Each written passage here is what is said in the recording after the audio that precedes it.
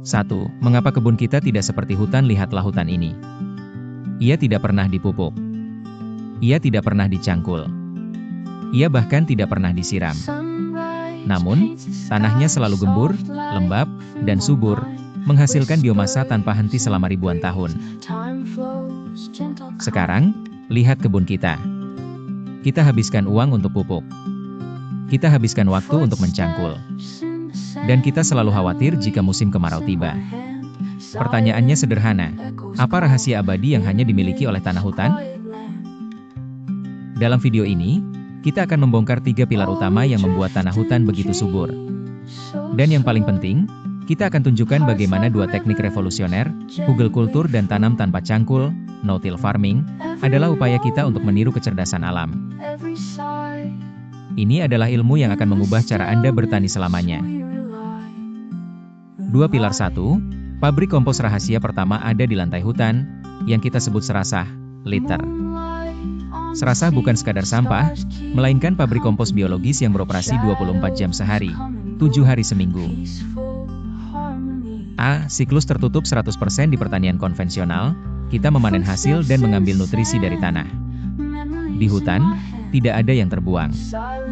Setiap daun, setiap ranting, setiap batang yang tumbang, dikembalikan ke tanah. Ini menciptakan siklus nutrisi tertutup. Mulsa abadi, serasah bertindak sebagai mulsa alami yang sempurna. Lapisan ini menahan 80% penguapan air, menjaga suhu tanah tetap sejuk, dan menciptakan lingkungan lembab yang sangat disukai oleh dekomposer. Dekomposisi konstan. Proses mengubah serasah menjadi nutrisi siap saji dilakukan oleh tim kerja biologis. Makrofauna seperti cacing dan rayap memotong material keras. Dan mikroorganisme, bakteri dan fungi, menyelesaikan pekerjaan, mengubah materi organik kompleks menjadi humus yang kaya dan stabil. Intinya, hutan mengajarkan kita bahwa kesuburan datang dari apa yang kita kembalikan ke tanah, bukan dari apa yang kita beli dan tuangkan di atasnya. 3 pilar 2, jaringan internet tanah dan sistem no-till. Jika serasah adalah nutrisi, maka pilar kedua adalah infrastruktur. Tanah hutan adalah model sempurna dari tanam tanpa cangkul, no-till farming. Karena tidak ada pembajakan atau pencangkulan, struktur tanah tidak pernah terganggu. Hal ini memungkinkan kehidupan mikroba berkembang pesat, terutama jamur mikoriza.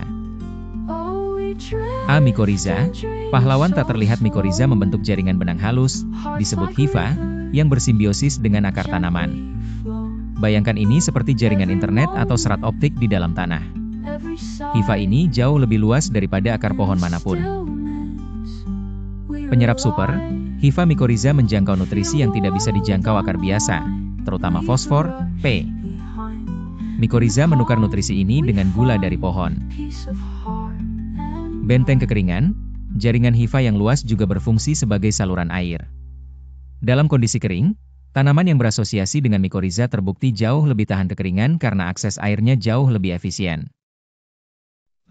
Struktur tanah. Mikoriza juga melepaskan zat perekat yang mengikat partikel tanah menjadi agregat yang kuat, menjaga tanah tetap gembur, memiliki aerasi baik, dan tahan terhadap erosi. Inilah alasan utama kita harus berhenti mencangkul. Mencangkul sama saja dengan memutus jaringan internet yang sudah dibangun mikoriza selama bertahun-tahun, memaksa tanaman kita menjadi bodoh, dan bergantung penuh pada pupuk yang kita berikan. 4. Pelajaran utama, meniru hutan dengan hugelkultur. Lalu, bagaimana kita membawa kecerdasan hutan ke kebun kita? Jawabannya ada pada teknik yang kita diskusikan sebelumnya, hugelkultur. Hugelkultur adalah metode konstruksi yang meniru 3 fungsi vital hutan sekaligus. Meniru kayu tumbang, kita mengubur batang kayu besar. Kayu ini adalah serasah skala besar. Ketika membusuk, ia meniru pilar 1, pabrik kompos 24/7, menyediakan pupuk lepas lambat selama 10 hingga 20 tahun. Meniru spons air, kayu lapuk bertindak persis seperti lantai hutan. Ia menyimpan air seperti spons raksasa, mengatasi kekeringan dan menstabilkan kelembaban, sama seperti yang dilakukan serasah tebal. Mempertahankan no-till. Setelah gundukan hugelkultur selesai, kita tidak perlu lagi mencangkul. Strukturnya sudah dijamin gembur dari bawah, memungkinkan mikoriza, pilar 2, berkembang, menciptakan sistem no-till yang permanen. Tantangan dan skala perkebunan, apakah ini cocok untuk lahan luas? Tentu. Tetapi ini harus dilihat sebagai investasi infrastruktur awal. Skala tanam tahunan, hugelkultur paling efisien jika diterapkan pada tanaman tahunan, perkebunan kopi, buah-buahan, DLL. Biaya tinggi di awal untuk mengangkut material dan menggunakan alat berat, seperti ekskavator untuk membuat parit hugelkultur, akan tertutupi oleh penghematan masif dari tidak adanya biaya pupuk dan irigasi selama 2 dekade berikutnya. 5. Menjadi petani hutan. Menjadi petani yang sukses berarti belajar dari ahli terbaik, alam itu sendiri. Hutan membuktikan bahwa tanah yang sehat tidak membutuhkan pupuk kimia, ia hanya membutuhkan siklus biologis yang utuh. Hutan bagaikan sebuah lingkungan percontohan dari alam agar kita sebagai pengolah kehidupan dapat menirunya.